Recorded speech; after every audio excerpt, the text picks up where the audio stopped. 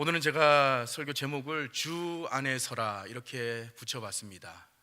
제가 수요일에 제 순서가 되면 빌립보서를 묵상하기로 결정하고 빌립보서를 살펴보고 있는데, 오늘 안수집사의 헌신 예배를 맞이해서 제가 어떤 말씀을 가지고 은혜를 나눌까 기도하면서 고민하다가 빌립보서 훌쩍 건너뛰어서 4장의 이 본문 가지고 나누면 좋겠다, 그런 마음이 들었어요.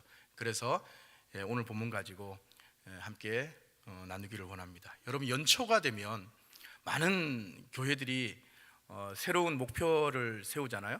그래서 우리 교회 같은 경우에도 앞에 현수막 이렇게 걸려져 있지만 성령의 능력으로 부흥하는 교회, 물론 이제 우리 교단의 총회 차원에서 슬로건을 내걸었기도 하지만, 많은 교회들이 연초가 되면 새로운 목표, 비전을 세우는데 요즘 많은 교회들이 언제부턴가 이 교회 비전이나 목회 철학을 이야기할 때 초대교회로 돌아가자, 초대교회로 돌아가자, 이런 슬로건을 많이 사용합니다. 이게 무슨 뜻이냐, 어떤 의도로 초대교회로 돌아가자 이런 슬로건을 내걸겠습니까?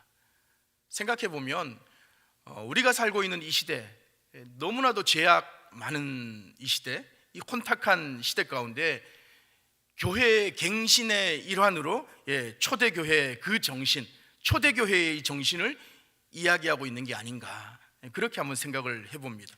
그러니까 성령님께 붙들려서 순수한 신앙 공동체를 이루었던 그 초대교회, 그 초대교회 모습으로 돌아가자 라고 하는 이 취지에서 오늘날 많은 교회들이 슬로건을 그렇게 정하는 것 같다라는 생각을 해보았어요. 근데 이 지점에서 우리가 한 가지 생각해 보아야 될 게 있다. 제가 설교를 준비하면서 그런 생각을 해봅니다. 이게 뭐냐면, 초대교회라고 해서 과연 아무런 문제가 없었을까?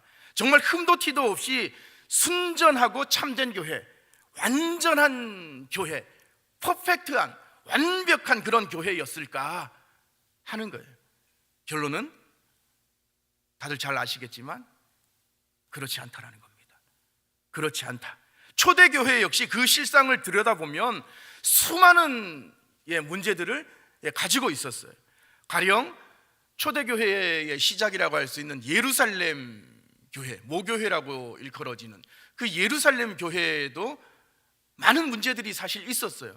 우리가 잘 아는 그 아나니아 삽비라의 그 사건, 그 성령님을 기만한 그 사건을 비롯해서 많은 문제들이 있었어요. 그리고 우리가 요즘 수요일 우리 목사님께서 살펴보고 있는, 묵상하고 있잖아요. 고린도 전서 묵상하잖아요. 이 고린도 교회는 뭐 그야말로 문제 많기로 둘째가라면 서러운 그런 교회 아닙니까? 그래서 고린도 교회 안에 문제들을 살펴보면 무슨 파당의 문제, 음행의 문제, 소송의 문제, 결혼의 문제, 성만찬의 문제, 뭐 성령 은사에 대한 문제, 뭐 이루 손 꼽기도 부족할 정도로 너무나도 많은 그런 교회 내의 문제를 가지고 있었다고요. 그래서 그거로 인해서 교회 안에 분열이 생기고 다툼이 생기고 그렇게 많은 문제들이 있었기 때문에 이 사도 바울이 고린도 전후서를 통해서 고린도 교회 교인들을 권면하고 때론 질책하고 그러고 있잖아요. 그러므로 우리는 초대교회를 제대로 이해할 필요가 있습니다. 그러니까 초대교회라고 해서 전혀 문제가 없는 완전하고 완벽한 교회가 아니라는 거예요. 초대교회 역시 수많은 문제들을 가지고 있었다. 그러나 여러분, 그럼에도 불구하고 우리가 부인할 수 없는 사실이 있어요. 그게 뭐냐면, 초대교회가 오늘날 현대교회처럼 아주 잘 갖추어진 뭐 행정 조직이나 뭐 시스템이나 이런 거는 없지만, 이런저런 문제도 이렇게 많이 가지고 있었지만, 그 안에 복음을 향한 아주 순수한 열정, 이 초대교회의 그 성도들, 그들의 아주 순수한 열정과 예수 그리스도 안에서 이 초대교회는 그야말로 진실된 사랑을 실제적으로 나누고자 했던 가족 공동체, 가족 공동체였다라는 그 점에서 우리는 굉장히 도전을 받아야 된다고 저는 생각해요. 이런 맥락에서 볼 때 오늘날 그렇잖아요. 이 양적인 어떤 성장이 곧 부흥이라고 이야기하는 현대교회들, 저는 반성해야 된다라고 저는 생각해요. 양적인 성장이 곧 부흥이다, 그렇게 이야기하면서 오로지 이 대형교회, 메가처치라고 그러죠. 이 대형교회만을 추구하는 이 한국교회의 이 행태는 어쩌면 성경의 정신에 정면으로 위배되는 우리 인간의 탐욕일 수 있다. 말씀을 준비하면서 저는 그런 생각을 한번 해봤습니다. 여러분, 성경은 단 한 번도 이 교인 수가 많고 대형 교회를 이루어야만 그것이 곧 성공한 교회, 성공한 목회다, 그렇게 이야기한 적이 단 한 군데도 없어요. 그런데 오늘날 많은 사람들이 그렇게 말하잖아요. 솔직하게 우리 성도들 간에도 그런 거 있잖아요. 좀 큰 교회, 대형 교회, 큰 교회를 다니면 은근히 교인들 간에도 좀 이렇게 뻐기기도 하고 내심 어깨에 좀 이렇게 으쓱으쓱 힘이 좀 들어가기도 하고 그렇잖아요. 또 은연중에 대형 교회, 큰 교회 이 목사님들은 굉장히 좀 멋져 보이시고 좀 훌륭해 보이시고 아주 대단하게 좀 성공한 그런 목사님으로 여기는 반면에 좀 작은 교회, 시골 교회, 개척교회 목사님은 마치 목회에 실패한 것처럼 여기는 그런 풍토가 우리 한국교회 안에 여전히 만연해 있잖아요. 솔직하게, 정직하게 우리 한국교회 안에 그런 풍토가 있잖아요. 여러분, 그건 분명 세속주의고 잘못된 건데 여전히 우리 안에 그런 모습들이 있는 것이에요. 사실 이 모든 게 1980년대, 70년대, 80년대 우리 한국교회가 오로지 그냥 교회 성장, 이 교회 성장만을 부르짖으면서 경쟁하듯이 그냥 교회를 키웠으니 그에 따른 부작용이라고 저는 생각을 합니다. 그런데 어쨌든 중요한 것은 뭐냐면 개교회의 목적이 결코, 여러분 기억하세요, 대형 교회를 추구하는 데 있지 않다라는 것. 그렇다면 교회의 본질, 교회의 목적이 뭐냐? 오늘날 교회가 이제는 진실로 하나님이 원하시는 성경적인 교회, 건강한 교회, 교회가 크던 작던 상관없이 건강한 교회를 추구하는데 우리의 관심을 집중해야 된다라는 거죠. 다시 말해서 교회가 크고 작고 상관없이 아무 상관이 없는 거예요. 다만 이 땅의 교회는 모두가 다 예수 그리스도의 몸으로서 하나의 교회, 한 교회이기 때문에 절대로 개교회 중심으로 나뉘어져서는 안 된다는 겁니다. 그러므로 건강한 교회란 결국 어떤 교회냐? 물론 여러 가지 말로 정의할 수 있어요. 건강한 교회는 이런 교회입니다, 성령이 살아 숨쉬는 교회입니다, 여러 가지 말들로 정의할 수 있겠지만 다른 무엇보다도 저는 이렇게 정의하고 싶습니다. 건강한 교회란, 진정 건강한 교회가 추구해야 될 것, 그게 뭐냐? 그건 바로 교회의 하나됨이다. 여러분 기억하셨으면 좋겠어요. 다른 모든 것을 다 차치하고서라도 이거 하나만큼은 우리가 기억했으면 좋겠다. 교회의 하나됨. 그래서 바울은 자신이 개척한 여러 교회들을 향해서 편지를 해요. 편지하면서 그 열세 서신, 바울 이 서신 열세 서신들을 통해서 유독 뭐를 강조하느냐? 교회의 하나됨, 교회의 연합, 일치, 하나됨을 유독 강조해요. 무슨 일이 있어도 교회의 하나됨을 지켜라. 반복해서 사도 바울은 각 교회를 향해서 이걸 강조합니다. 그런데 초대교회 실상을 보면 어떻습니까? 여러 가지 문제로 인해서 교회가 나뉘고 쪼개지고 분열될 위기에 놓인 적이 많았지요. 사실 초대교회를 비롯한 이 땅의 교회사를 보면 수백 수천 년 이 땅의 교회 역사를 보면 교회 안에는 여러분 언제나 문제가 있었고요, 갈등이 존재했어요. 그래서 이 신학교 가면 이 배우는데 조직 신학에서는 이 지상교회를 가리켜서 뭐라고 이야기하냐면 전투하는 교회다, 전투하는 교회다, 이렇게 불러요. 이는 건 무슨 말이냐? 이 땅에 존재하는 모든 지상교회는 세상 속에서 끊임없이 영적 전쟁을 하면서 복음을 전하는 선교적인 사명을 가졌다는 건데, 한편으로는 이 땅의 모든 교회가 다 불완전하다, 완전한 교회가 그 어떤 교회 단 한 군데도 없다라는 거예요. 모든 교회가 다 불완전하다는 거예요. 큰 교회든 작은 교회든 이 땅에 모든 교회는 하나같이 문제를 가지고 있다는 거예요. 문제 없는 교회가 없어요. 겉으로 보기에는 와, 저 교회가 굉장히 평온하고 우리 교회 안에만 이런 문제가 있는 것 같아. 네버, 절대로 그렇지 않습니다. 이 땅의 모든 지상교회는 다 어쩔 수 없이 문제가 있어요. 그도 그럴 것이 여러분 당연해요. 당연. 교회는 원래 그렇잖아요.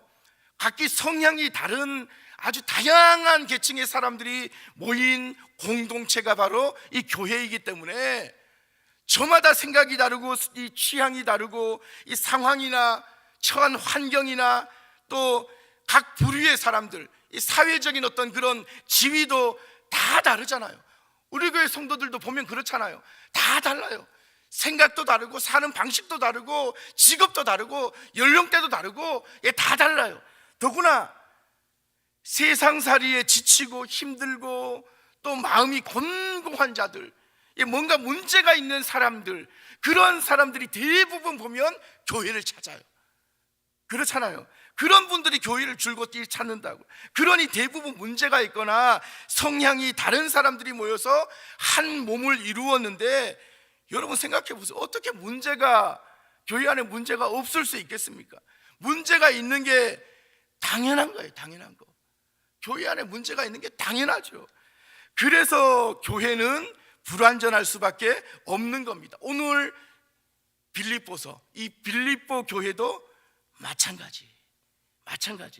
그래서 여러분 오늘은 제가 이 안수 집사의 헌신 예배를 맞아서 이 빌립보서 본문을 살펴보면서 함께 은혜를 나누기를 원하는데, 제가 왜 빌립보서를 정했느냐? 오늘 이 빌립보 교회가 이 사도 바울 입장에서 보면, 이 빌립보서를 쓴 사도 바울 입장에서 보면 굉장히 고맙고 정말 애정이 남다른 교회가 이 빌립보 교회였거든요. 그렇지만 이 빌립보 교회 안에도 예외 없이 많은 문제들이 있었어요. 그 대표적인 문제가 뭐냐? 바로 리더십의 분열이었습니다. 리더십의 분열. 그래서 바울이 오늘 빌립보 교회를 향해서 뭐라고 처방을 내리는지, 이 빌립보 교회의 이 문제, 리더십의 분열, 이 교회가 나뉘어질 그런 위기에 처해 있어요. 그래서 이 교회를 세운 이 사도 바울이 이 빌립보 교회를 향해서 어떻게 뭐라고 처방을 내리는지 그 해답을 함께 살펴보면서 은혜를 나누기를 원하는 거예요. 우선 자, 빌립보 교회가 처음에, 물론 다들 잘 아시겠지만 우리 확인 차원에서 처음에 어떻게 생겨났는지 제가 간단히 먼저 말씀을 드리면, 바울이 제2차 전도 여행을 하는데 디모데, 누가 이렇게 같이 동역하면서 제2차 전도 여행을 하는데, 원래는 어디로 가려고 했어요? 아시아로 가려고 했죠. 아시아로 이제 전도 여행을 가려고 이제 했잖아요. 그런데 성령이 이 바울의 여정을 가로막았어요. 성령께서 건너와서 도우라, 건너와서 도우라. 우리가 잘 아는 이 마게도냐인의 이 환상을 보여주면서 바울이 마게도냐로 건너가서 전도하기를 원하셨습니다. 그래서 바울은 아시아로 가려던 그 계획을 일단은 내려놓고 순종합니다. 성령의 인도하심을 따라서 마게도냐, 유럽으로 건너가요. 배를 타고 유럽으로 가는 것이에요. 그렇게 유럽에서 만난 첫 번째 도시가 바로 이 빌립보에 이 바울이 도착했을 때, 바울은 맨 처음 안식일에 기도처, 이 기도할 곳을 찾다가 누구를 만나느냐? 강가에 이렇게 옹기종기 모여있는 한 무리 여자들을 발견합니다. 그리고 거기서 자색 옷감 장수, 누구예요? 자색 옷감 장사 루디아, 루디아를 만나요. 정말 바울에게 있어서 너무나도 귀한 동역자.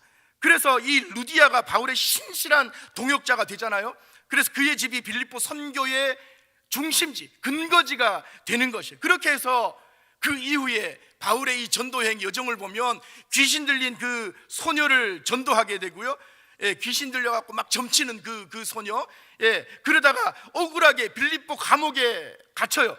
그런데 그곳에서 오히려 놀라운 기적을 사도행전에 보면 다 나오는 이야기, 놀라운 기적을 경험하잖아요. 그리고 그 빌립보 감옥의 간수한테도 복음을 전합니다, 사도 바울이.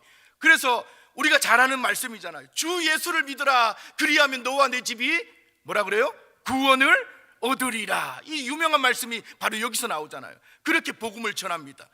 여러분, 이런 사람들, 이런 부류의 사람들이 모여서 교회를 이룬 곳이 바로 빌립보 교회, 빌립보 교회. 그런데 여러분, 이렇게 교회가 세워진 지 한 9년, 10년, 11년, 10여 년이 이렇게 흘렀어요.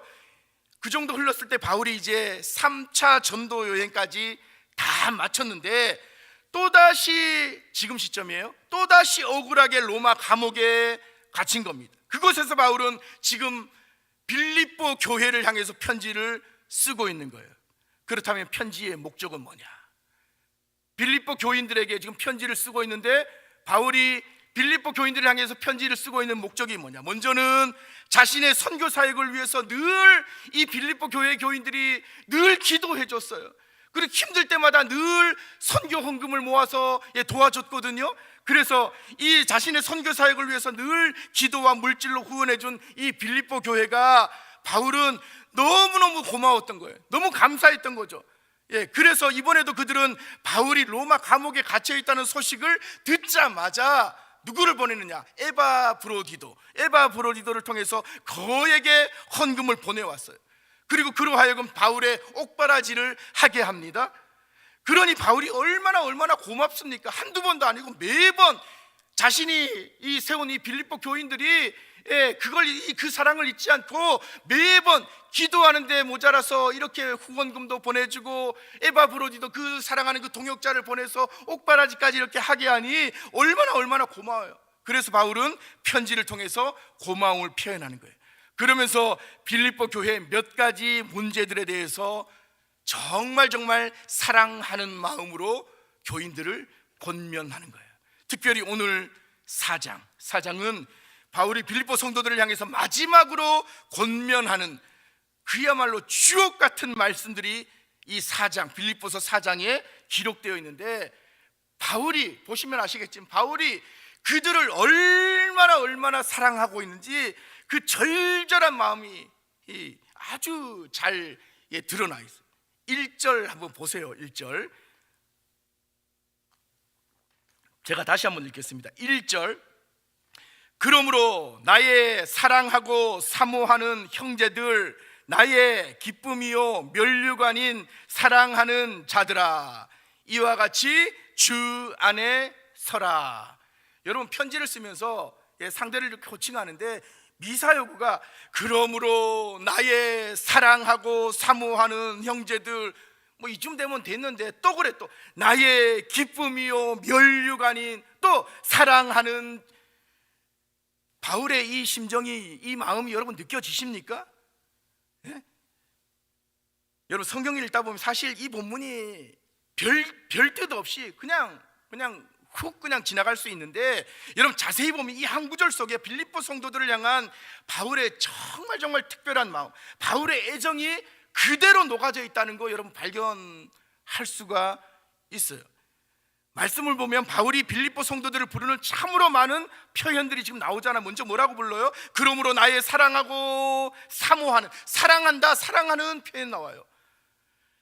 그런데 여기서 사랑하고라는 말은 우리가 잘 아는 그 사랑, 그 사랑 맞아요. 그 사랑 맞는데 제가 조금 더 깊이 있게 들어가 보면 원어적인 의미를 제가 살펴보려고 그래요. 원어로 필라델피아라는 단어를 쓰거든요. 여기서 사랑한다, 이 말은 이게 무슨 뜻이냐면 한마디로 형제애. 여러분, 저는 말씀을 준비할 때, 설교를 준비하거나 이렇게 할 때 이 성경과 함께 이 본문의 원어적인 의미를 종종 살펴보거든요. 왜냐하면 우리가 보는 성경이 원래는 그렇잖아요. 구약 성경은 히브리어, 이 신약 성경은 헬라어, 히브리 헬라어로 이렇게 쓰여졌잖아요. 그것을 후대에 라틴어와 영어로 번역하고 다시 우리말로 번역한 거기 때문에 때로는 원래 의미를 한글 성경에 다 담아내지 못한 부분이 있어요. 그래서 때로는 원어적인 의미를 함께 보면 본문의 의미를 때때로 더 정확하게 발견할 수 있어요. 그러니까 바울이 지금 빌립보 성도들을 향해서 나의 사랑하는 이라고 부르는 거는 무슨 말이냐면, 너희가 나와 함께 예수 그리스도라는 동일한 뿌리를 가진 형제, 필라델피아, 사랑한다, 이 필라델피아라는 말이 형제애라고 제가 말씀드렸잖아요. 원어적인 의미가, 그러니까 예수 그리스도 안에서 우리가 다 죄 용서를 받은 형제요 자매다라는 거예요.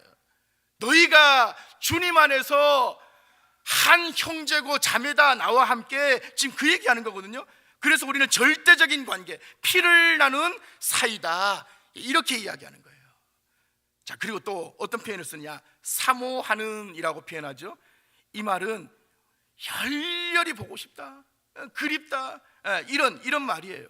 그러니까 바울이 단순히 목회자라서 그런 게 아니라 주님 안에서 같은 성도이자 동역자이자 형제로서 그들의 안부가 진심으로 궁금하고 보고 싶고, 그래서 너무너무 내가 너희들을 만나고 싶어, 이 마음을 꽉꽉 눌러서 이 표현을 지금 쓰고 있는 거예요.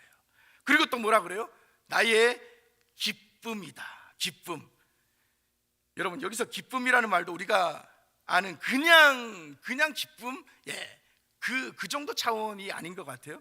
원어적인 의미로 바울이 말하는 이 기쁨은 그 사람을 생각할 때마다 긍지가 느껴지고 자부심이 느껴진다, 이런 표현이거든요. 그러니까 빌립보 성도들아, 빌립보 교인들아, 우리 사랑하는 안동 동부교회 교인들아, 내가 너희들을 생각할 때마다 내 마음 가운데 막 긍지가 막 차올라, 자부심이 막 느껴져. 그게 바로 너희들은 나의 기쁨이야, 이 표현이라고요. 여러분, 성도들은 목회자에게 있어서 이런 존재예요. 성도들은 목회자에게 있어서 정말 기쁨인 것이에요. 바울이 지금 이 이야기를 하고 있는 거예요. 그리고 또 빌립보 성도들을 향해서 바울이 뭐라고 그래요? 나의 면류관, 면류관이라고. 사실 이거야말로 최고의 애칭인 것 같습니다. 여러분, 면류관은 헬라어로 한 번쯤 들어보셨을 거예요.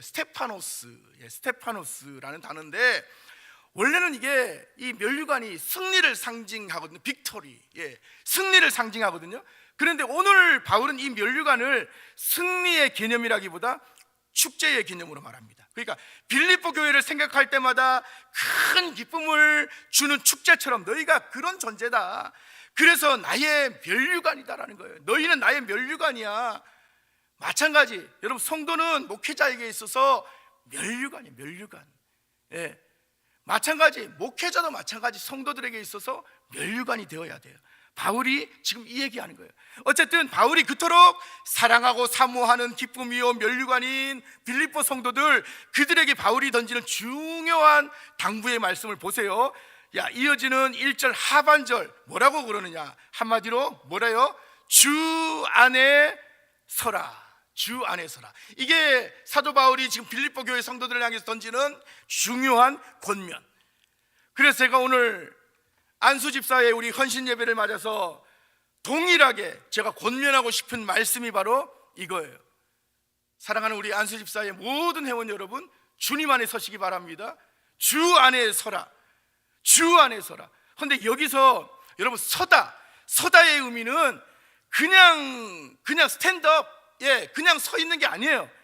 원어적인 의미 마찬가지. 이거 살펴보면 생뚱맞게도 어떤 의미냐, 영어로 디펜스, 방어하다, 방어하다, 이런 의미를 가지고 있더라고요. 이게 무슨 말이냐, 제가 묵상을 해봤어요. 이게 무슨 의미냐, 여러분, 우리는 다 이 땅을 살면서 끊임없이 영적인 전쟁을, 영적인 싸움을 할 수밖에 없는 거룩한 존재들이잖아요. 우리가 예수 그리스도를 주로 믿고 하나님의 자녀가 된 이상, 그 순간부터 우리는 모두가 다 주님 부르시는 그날까지 영적 전쟁을 할 수밖에 없어요. 아멘이십니까?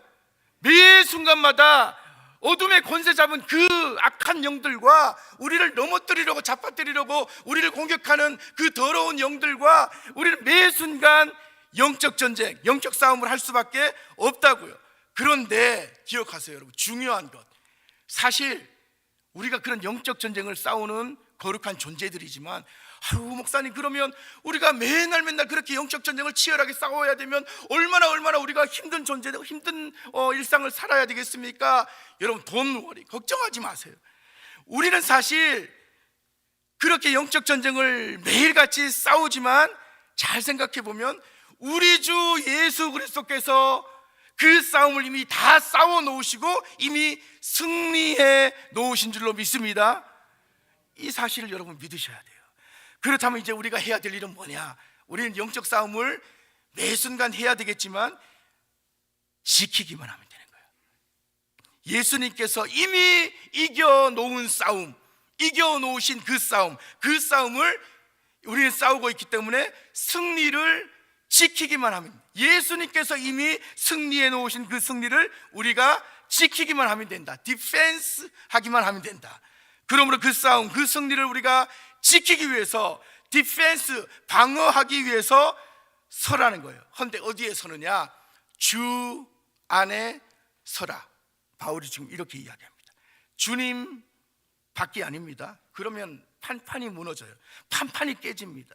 아웃사이드, 아니에요. 주님 안. 왜 주님 안에 서야 되느냐? 안 그러면 우리가 필연코 넘어질 수밖에 없기 때문에, 필연코 질 수밖에 없기 때문에 주님 안에 서라. 바울이 그렇게 이야기하는 거예요. 여러분, 영적인 싸움의 원리를 생각해 보세요. 사탄은 우리의 승리를 빼앗으려고, 우리를 넘어뜨리려고 끊임없이 공격합니다. 그런데 우리를 넘어지게 하는 사단의 대표적인 공격 전략이 뭐냐? 성도들의 불화, 관계를 깨뜨리는 거예요. 그래서 우리로 하여금 별것 아닌 일로 자꾸만 다투게 하고 성도 간의 화목을 깨뜨리는 거예요. 우린 이것을 경계해야 돼. 교회 안에서 특별히 우리 남선교회, 여전도회, 무슨 권사회, 장로회, 안수집사회, 이런 공동체, 이 공동체 안에 자꾸만 서로 간의 관계를 깨뜨리는 것이 사단의 주요 전략이기. 우리는 어떤 일을 할 때 혹여라도 그래서 의견 대립이 생기고 분열 조짐이 보이면 그 즉시 어떻게 해야 되느냐? 일을 중단해야 돼요. 그 즉시 일을 중단하고 기도해야 돼요. 그게 바로 영적으로 깨어있는 사람이 해야 되는 일입니다. 그리고 무엇보다 성도들 간의 화평과 하나됨을 최우선적으로 도모해야 된다. 이것이 하나님이 원하시는 일인 줄로 믿습니다. 여러분, 성령님은 하나 되게 하시는 영이지 절대로 나뉘게 하는 영이 아닌 것이에요.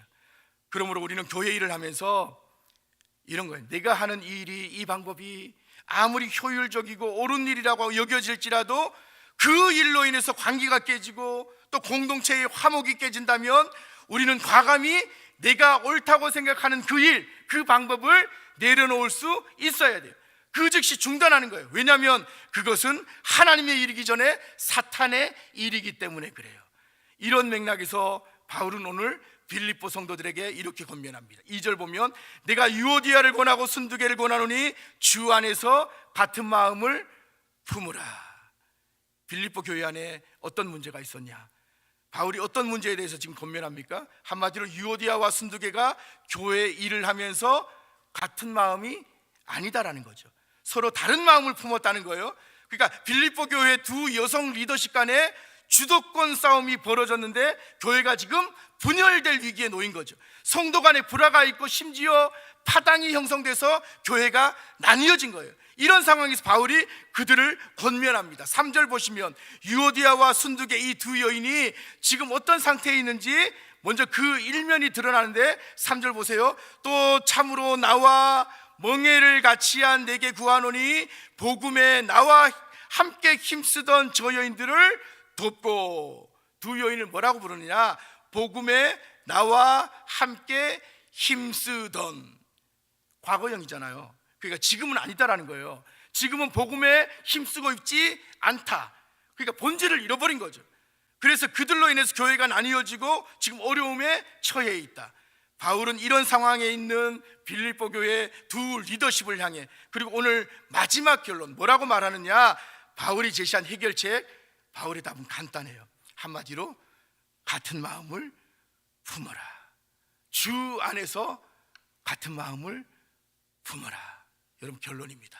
오늘 안수집사의 헌신예배를 드리는 우리 사랑하는 우리 안수집사의 우리 모든 회원들, 그리고 사랑하는 우리 안동동 무교회 우리 모든 우리 성도님들을 향해서 제가 주님의 이름으로 권면합니다. 주님 안에서 우리 주님께서 이미 승리해 놓으신 그 싸움, 그 승리를 우리가 디펜스, 방어하기만 하면 되는 거예요. 이 사실 잘 기억하시고 주 안에서 여러분 어떤 일이 있더라도 같은 마음을 품는 거. 예, 같은 일을 하는 것보다 같은 마음을 품는 게 중요하다. 한 마음으로 하나님의 나라를 위해서, 주의 몸된 교회를 위해서 더욱더 힘차게 나아가시는 저와 여러분 되시기를 주님의 이름으로 간절히 축복합니다.